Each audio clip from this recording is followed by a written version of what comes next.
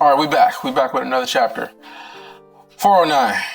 Man, this is another good chapter. At first I was just like, we need to go back to Arthur and see what's going on with him, with the bestows and stuff like that. But then, the stuff with Cecilia and Agrona and, Lady Dawn, the Phoenix that's locked up, that all was really interesting. Just the whole struggle between, her trying to figure out how to consume all her mana, and then also getting some of the flashback, the memories that she was getting from her. That was the most interesting part as far as the story, and then just understanding more about the Asuras and their mana and how it differentiates between everybody else's mana, the mana that's in the atmosphere, the mana that is the elves have, the dwarves have, the Alacrians have. Their mana isn't, the Asuras mana isn't the same. It's based off of evolution and how things had developed. And so that was really interesting, learning more about the mana and stuff. But here's some of the key takeaways that I took from the actual chapter. Now, it was mentioned that Cerys, this is really small, but it was mentioned that Cerys is actually respected by the other side, that she's not just people just kind of don't think it's a threat or anything. The other sides respect her, and they are right to fear her because of her intellect and also her power too. So the fact that the other sides actually respect her, that's telling, because it could potentially mean that possibly she could get some allies from maybe some other sides, maybe some other retainers. I mean, we know that she's smart with her allies that she has right now, with everything she's doing with the High Bloods, but maybe getting some size or some potential size, maybe a wraith or two. I don't know. So we still don't know how deep her connections actually go, because the plan just got started. But we know that she's been preparing this for a long time. But yeah, so just know that she's respected. That says some good things about her. Another note in this chapter is that Cecilia. So they're not calling her on the POV Tessia anymore. She's being called Cecilia for the first time. Now, what does this mean?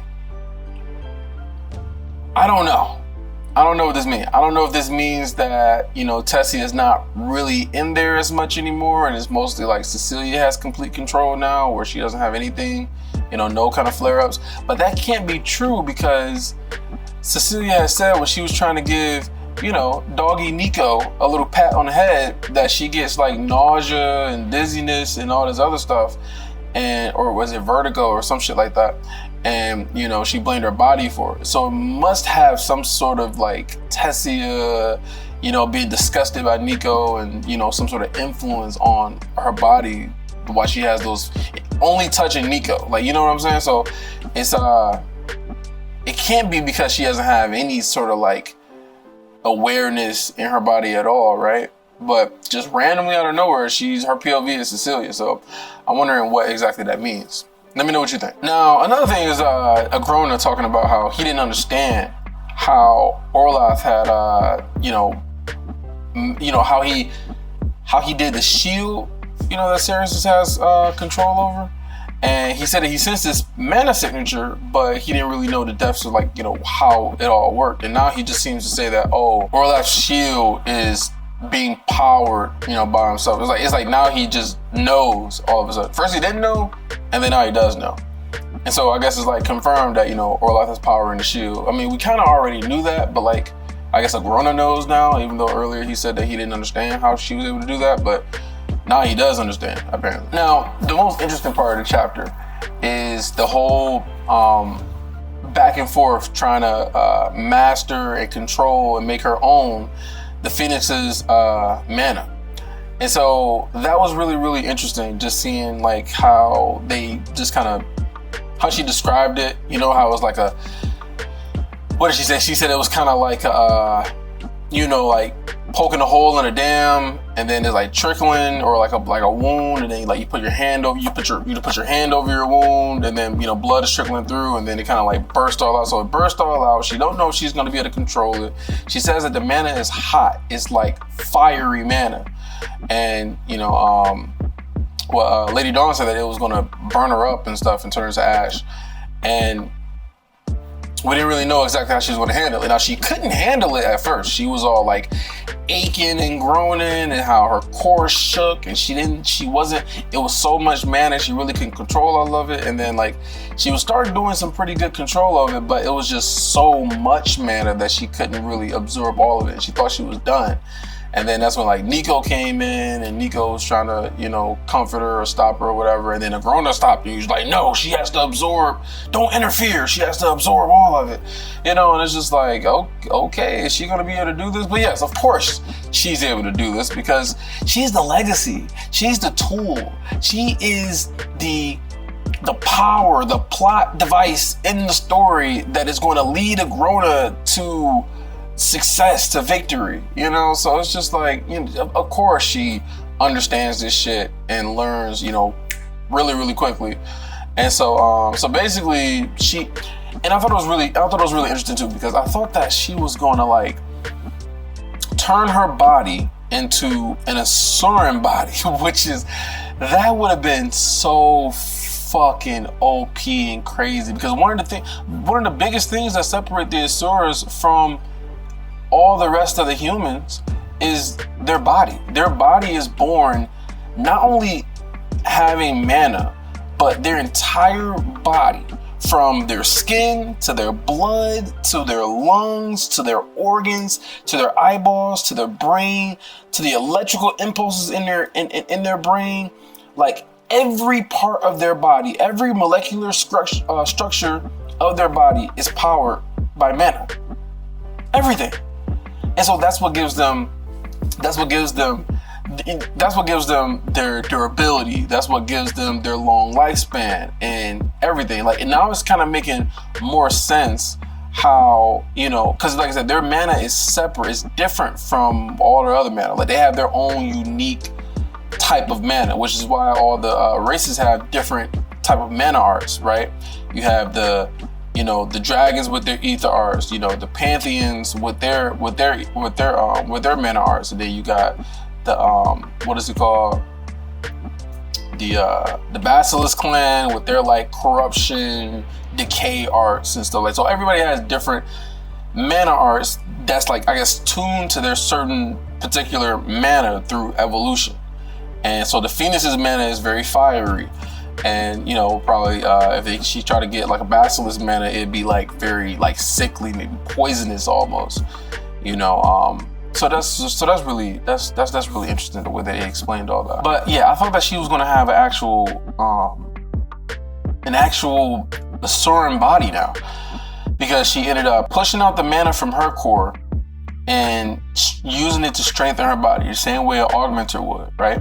But then she didn't stop there. She went and she, you know, pushed the mana to her mana channels and her mana veins, and made it all cycle back to her core. Pretty much, it's pretty much not to the same extent as an Asura's body, but like, you know, like a dumbed down version of it, or like a like a alternate version of it. Not the same level, but like somewhere similar.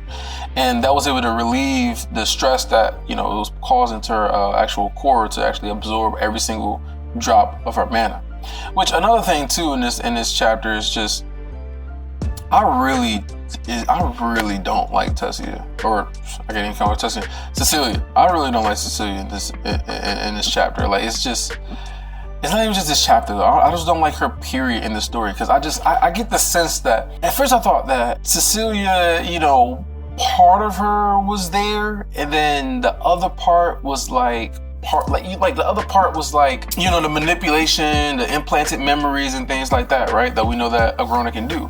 So I was like, okay, part of her is her, and then the other part is just like the implanted personalities and memories and stuff like that. But now I'm starting to think that this isn't Cecilia, like, at all. Like, zero. Like, this is an entirely different person.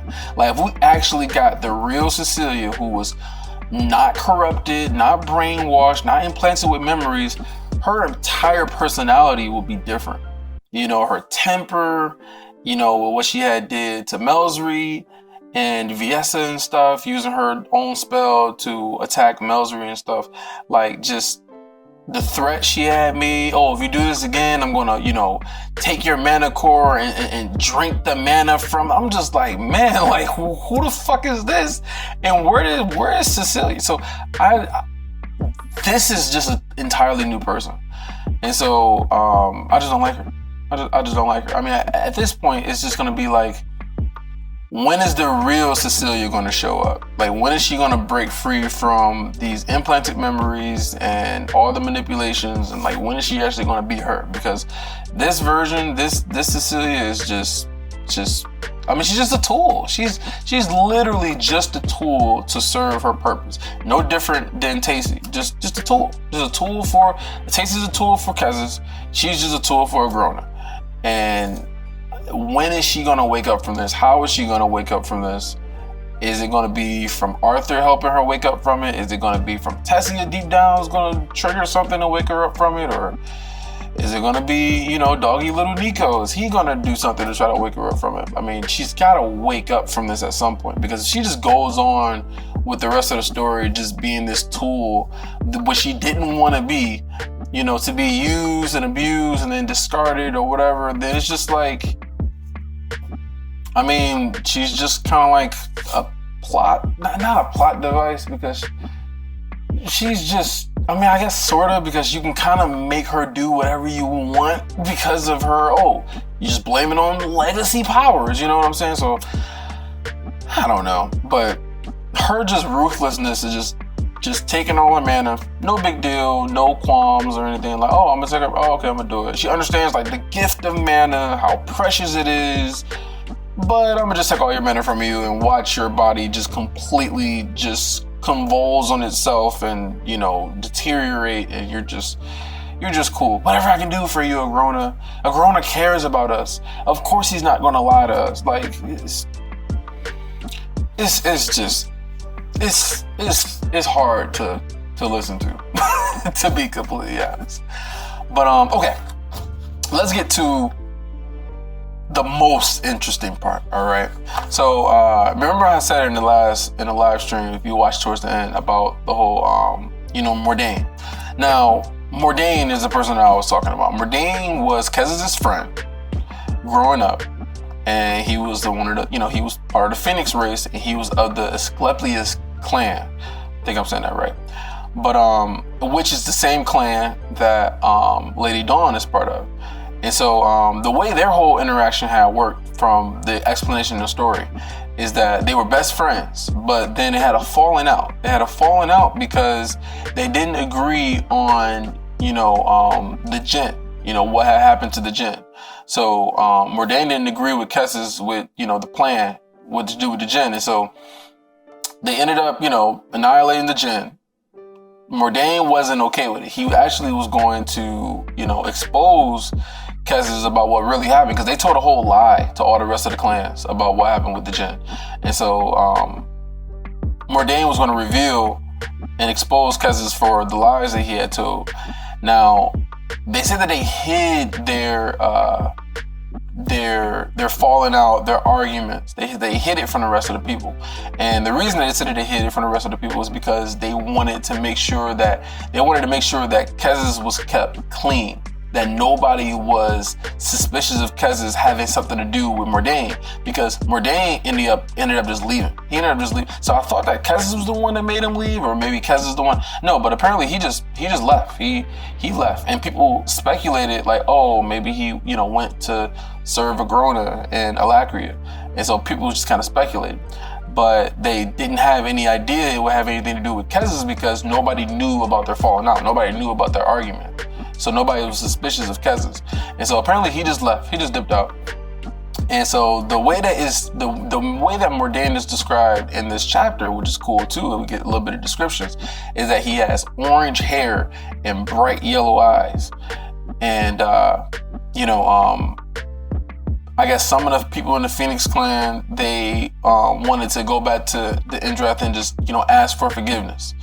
So maybe they did something, and, it caused, the Imdrath clan, which is led by Kezis, it caused them to be pissed off and be mad or something like that, right? And they wanted to ask for forgiveness because they did some shit.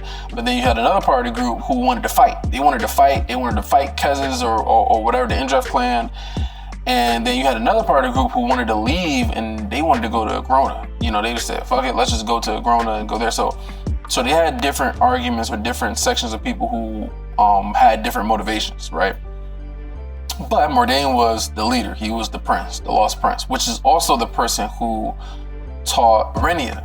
He was also the one that taught Renia some of her ether arts, which to me is pretty eye-opening, because it's just like, if Renia could be taught those ether arts, then the regular people should also be able to be taught the ether arts too. The elves, the humans, the dwarves, they should be able to get taught ether arts. But Renia did say it took her a long time to learn a little bit of ether arts that she had.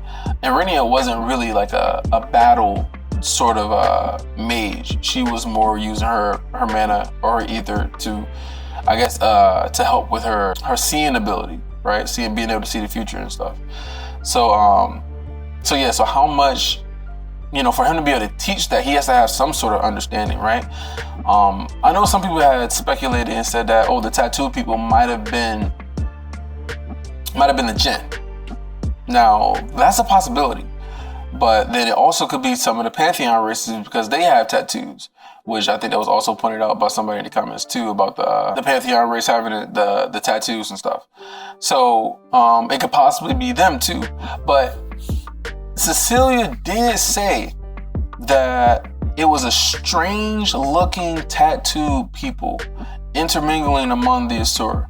So she said that they were strange looking, which means that they look different from humans, look different from elves, and look different from the Alacrians. So, they could be the Jinn. Maybe the Jinn look completely different. We don't really know how they look.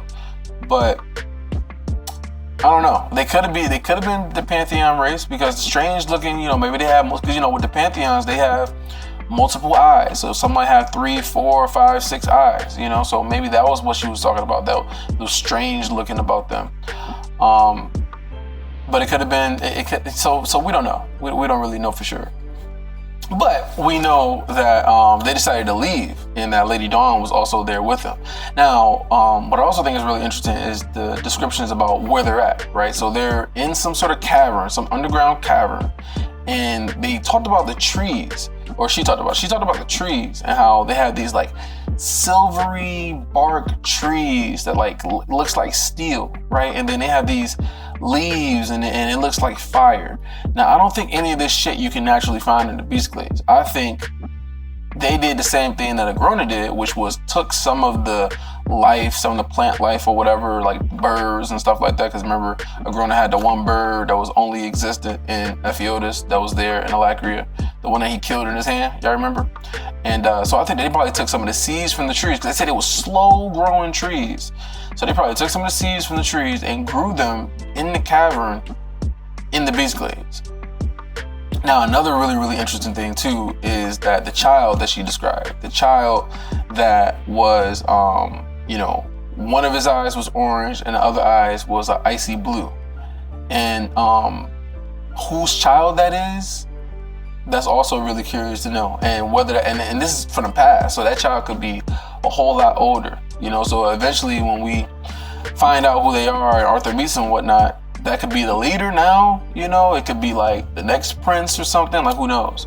Because I'm pretty sure they're not just growing up in this like, marvelous, joyful world. Like they gotta be like training, and it's really interesting that, Mordain never revealed himself to try to like help the Cathans, or didn't just automatically side with the Vritra and just go with Agrona and help them with their battle with Ephiodus and Kezis and stuff. Like, he didn't just immediately go with Agrona, probably because he didn't agree with just slaughtering people, using them as test subjects and stuff like that. So they kind of made their own little clan section area in Dicathan.